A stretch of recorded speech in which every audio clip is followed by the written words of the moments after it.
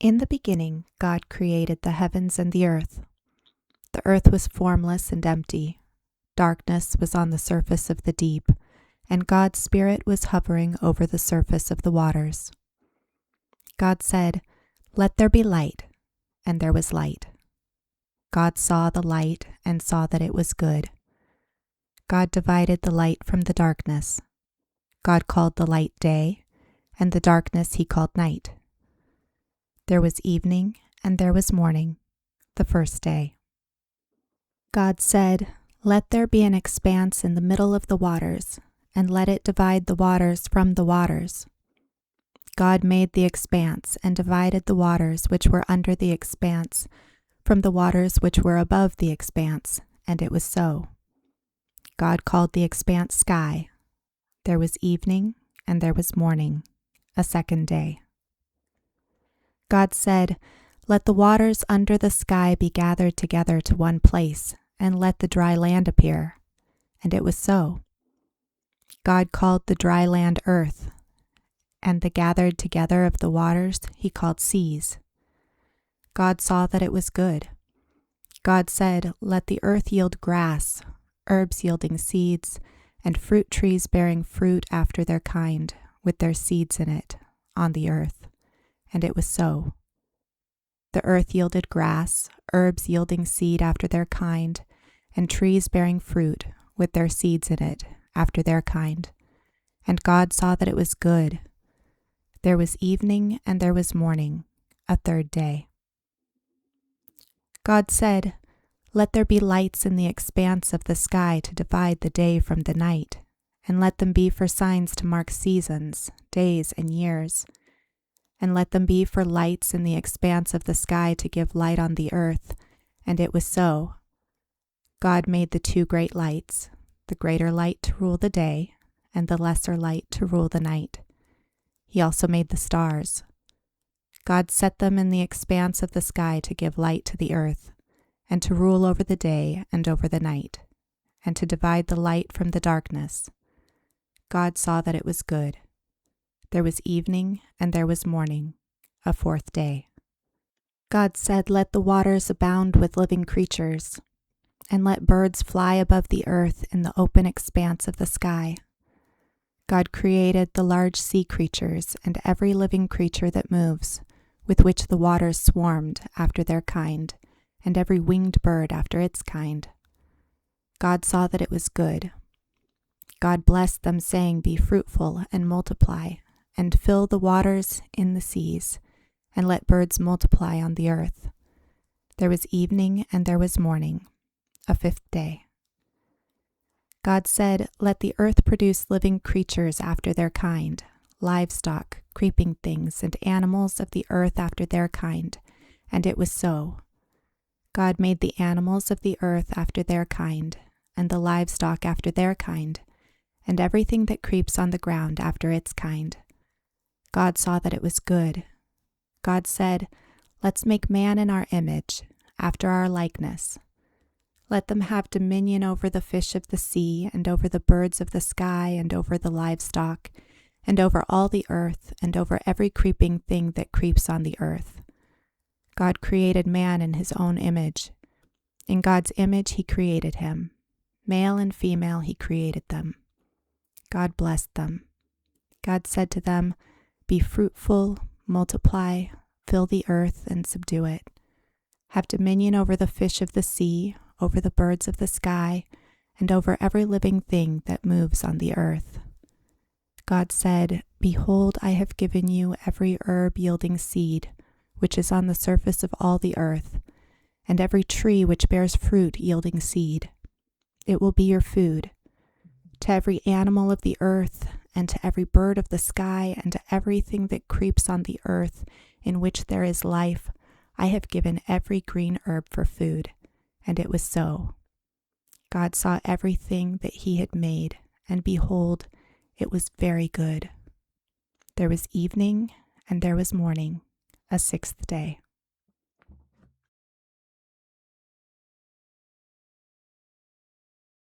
The heavens, the earth, and all their vast array were finished. On the seventh day God finished his work which he had done, And he rested on the seventh day from all his work which he had done. God blessed the seventh day and made it holy, because he rested in it from all his work of creation which he had done. This is the history of the generations of the heavens and of the earth when they were created, in the day that Yahweh God made the earth and the heavens. No plant of the field was yet in the earth, and no herb of the field had yet sprung up, for Yahweh God had not caused it to rain on the earth. There was not a man to till the ground, but a mist went up from the earth, and watered the whole surface of the ground. Yahweh God formed man from the dust of the ground, and breathed into his nostrils the breath of life, and man became a living soul. Yahweh God planted a garden eastward in Eden, and there he put the man whom he had formed. Out of the ground Yahweh God made every tree to grow that is pleasant to the sight and good for food, including the tree of life in the middle of the garden, and the tree of the knowledge of good and evil. A river went out of Eden to water the garden, and from there it was parted and became the source of 4 rivers. The name of the first is Pishon. It flows through the whole land of Havilah, where there is gold, and the gold of that land is good. Bdellium and onyx stone are also there. The name of the second river is Gihon. It is the same river that flows through the whole land of Cush. The name of the third river is Hiddekel. This is the one which flows in front of Assyria. The fourth river is the Euphrates. Yahweh God took the man and put him into the Garden of Eden to cultivate and keep it. Yahweh God commanded the man, saying, "You may freely eat of every tree of the garden, but you shall not eat of the tree of the knowledge of good and evil, for in the day that you eat of it, you will surely die." Yahweh God said, "It is not good for the man to be alone. I will make him a helper comparable to him." Out of the ground Yahweh God formed every animal of the field and every bird of the sky, and brought them to the man to see what he would call them. Whatever the man called every living creature became its name. The man gave names to all livestock, and to the birds of the sky, and to every animal of the field. But for man there was not found a helper comparable to him. Yahweh God caused the man to fall into a deep sleep. As the man slept, he took one of his ribs and closed up the flesh in its place. Yahweh God made a woman from the rib which he had taken from the man, and brought her to the man. The man said, "This is now bone of my bones and flesh of my flesh. She will be called woman, because she was taken out of man. Therefore a man will leave his father and his mother, and will join with his wife, and they will be one flesh." The man and his wife were both naked, and they were not ashamed.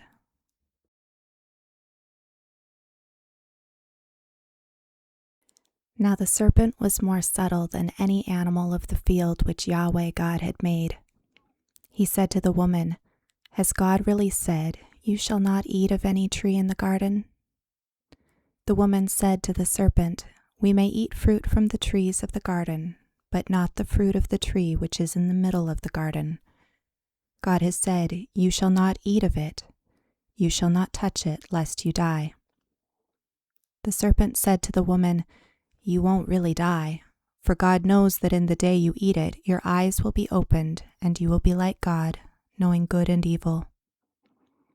When the woman saw that the tree was good for food, and that it was a delight to the eyes, and that the tree was to be desired to make one wise, she took some of its fruit and ate.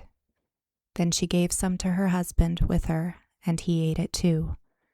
Their eyes were opened, and they both knew that they were naked. They sewed fig leaves together and made coverings for themselves. They heard Yahweh God's voice walking in the garden in the cool of the day, and the man and his wife hid themselves from the presence of Yahweh God among the trees of the garden. Yahweh God called to the man and said to him, "Where are you?" The man said, "I heard your voice in the garden, and I was afraid because I was naked, so I hid myself. God said, "Who told you that you were naked? Have you eaten from the tree that I commanded you not to eat from?" The man said, "The woman whom you gave to be with me, she gave me fruit from the tree, and I ate it." Yahweh God said to the woman, "What have you done?"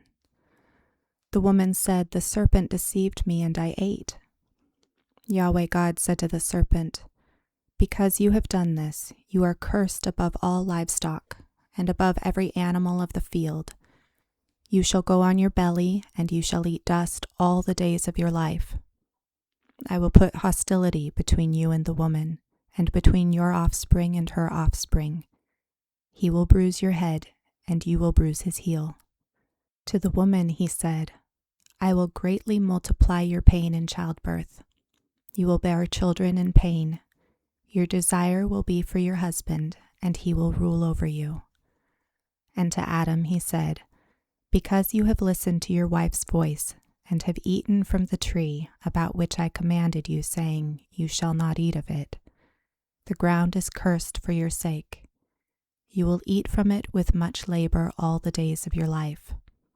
It will yield thorns and thistles to you, and you will eat the herb of the field. You will eat bread by the sweat of your face until you return to the ground, for you were taken out of it, for you are dust, and you shall return to dust." The man called his wife Eve because she would be the mother of all the living. Yahweh God made garments of animal skins for Adam and for his wife and clothed them. Yahweh God said, "Behold, the man has become like one of us, knowing good and evil. Now lest he reach out his hand and also take of the tree of life and eat and live forever." Therefore Yahweh God sent him out from the Garden of Eden to till the ground from which he was taken. So he drove out the man, and he placed cherubim at the east of the Garden of Eden and a flaming sword which turned every way to guard the way to the tree of life. The man knew Eve his wife. She conceived and gave birth to Cain and said, "I have gotten a man with Yahweh's help." Again she gave birth to Cain's brother Abel. Abel was a keeper of sheep, but Cain was a tiller of the ground. As time passed, Cain brought an offering to Yahweh from the fruit of the ground. Abel also brought some of the firstborn of his flock and of its fat. Yahweh respected Abel and his offering, but he didn't respect Cain and his offering. Cain was very angry, and the expression on his face fell. Yahweh said to Cain, "Why are you angry? Why has the expression on your face fallen? If you do well, won't it be lifted up? If you don't do well, sin crouches at the door. Its desire is for you, but you are to rule over it." Cain said to Abel, his brother, "Let's go into the field." While they were in the field, Cain rose up against Abel, his brother, and killed him. Yahweh said to Cain, "Where is Abel, your brother?" He said, "I don't know. Am I my brother's keeper?" Yahweh said, "What have you done?" "The voice of your brother's blood cries to me from the ground. Now you are cursed because of the ground, which has opened its mouth to receive your brother's blood from your hand. From now on, you will till the ground. It won't yield its strength to you. You will be a fugitive and a wanderer in the earth." Cain said to Yahweh, "My punishment is greater than I can bear. Behold, you have driven me out today from the surface of the ground. I will be hidden from your face, and I will be a fugitive and a wanderer in the earth. Whoever finds me will kill me." Yahweh said to him, "Therefore whoever slays Cain, vengeance will be taken on him sevenfold." Yahweh appointed a sign for Cain, so that anyone finding him would not strike him. Cain left Yahweh's presence and lived in the land of Nod, east of Eden. Cain knew his wife. She conceived and gave birth to Enoch. He built a city and named the city after the name of his son, Enoch.